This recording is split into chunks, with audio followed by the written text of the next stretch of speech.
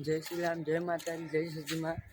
તો તમે મારા લોંગ બ્લોગમાં તમારું સ્વાગત છે. તો જો હાલ આપણે ધાબા પર છીએ, કબૂતર આપણી સામે જોઈ રહ્યું અને જોઈએ તમે વ્યૂ દેખાતું જ હાલ ધાબા ઉપર ખરાબ બપોરી કુલ ઘણા 1 કે 2 વાગે આવ્યું.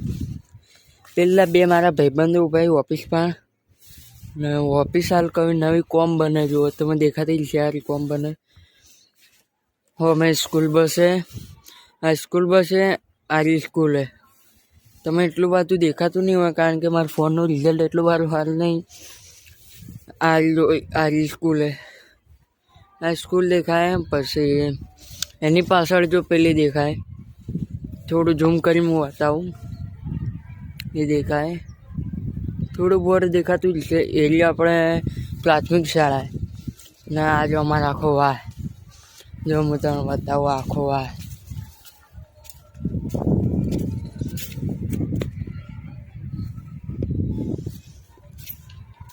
હાલ એટલા બધા વામો કોઈ નહીં કારણ કે હાલ આપણે ગામમાં કથા એક અમારા ગામના મહારાજે એ કથા કરી, એ કથાને લીધે હાલ ને વામો કોઈ વધારે રહેતું નહીં.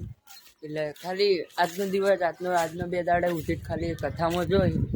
આજનો છેલ્લો દાડો લગભગ કથામાં જવાનો ને કથામાં જોઈ. એ કથામાં 3 કલાક એટલે 12 થી 2 સુધી 12 થી 3 સુધી કથામાં અભળી. અને હાલ આપણે ખાલી હું વામો એકલો જ છું. અને જો ખાલી મારા દોસ્તાર રહ્યો યશ્યો હાય કર દે, સબસ્ક્રાઈબ કરવા કહી દે. તો તારામાં સ્કૂલમાંથી નીકળીને સીધા દુકાને આવી જોઈ. દુકાને આવીને પડીકો ખાઈને જો દુકાનમાં બતાવ. જો આ થોડું દેખાય ને કે તે દેખાતું છે એ દુકાનમાં માં આજે ખાવા આવી જોઈ ફટોફટ. અને આ જો આ ધાબુ હે, આ ધાબામાં ઉપરમાં ને 2 વર્ષ સુધી જીમ કરી. આ ધાબાની અંદર જો પહેલાં આવું ધાબુ એ નહોતું, મેં 2 વર્ષ સુધી જીમ કરી. આ ઉત્તરાયણની આવતી નહીં, પેલી ઉત્તરાયણે આ ધાબુ બન્યું હતું ત્યારથી હું જીમ કરું. ને જો હું તમે જીમનો સામાન બતાવું.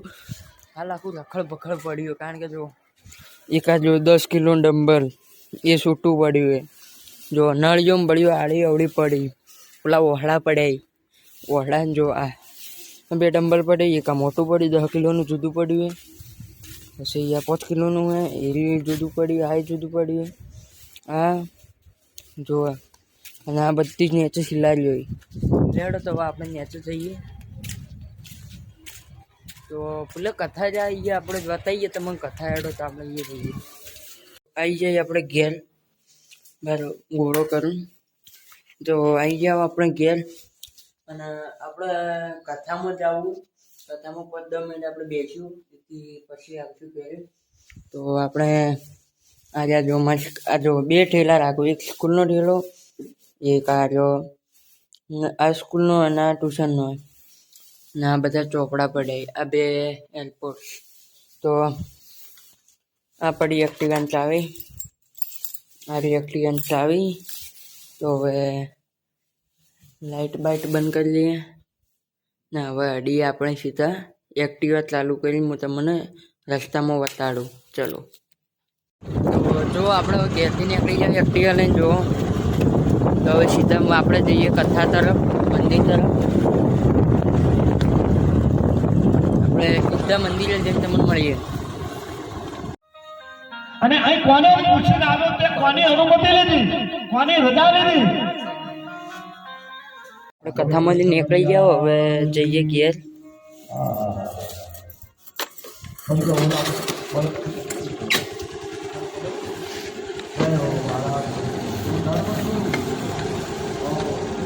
તો આપણે નીકળીએ.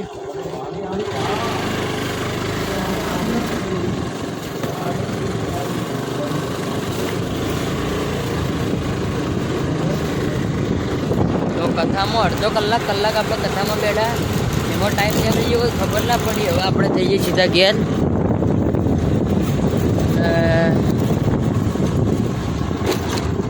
ઘેર એક્ટિવાને ચાવી લીધી ને હવે ખોલીએ આપણે ઘર ખોલી.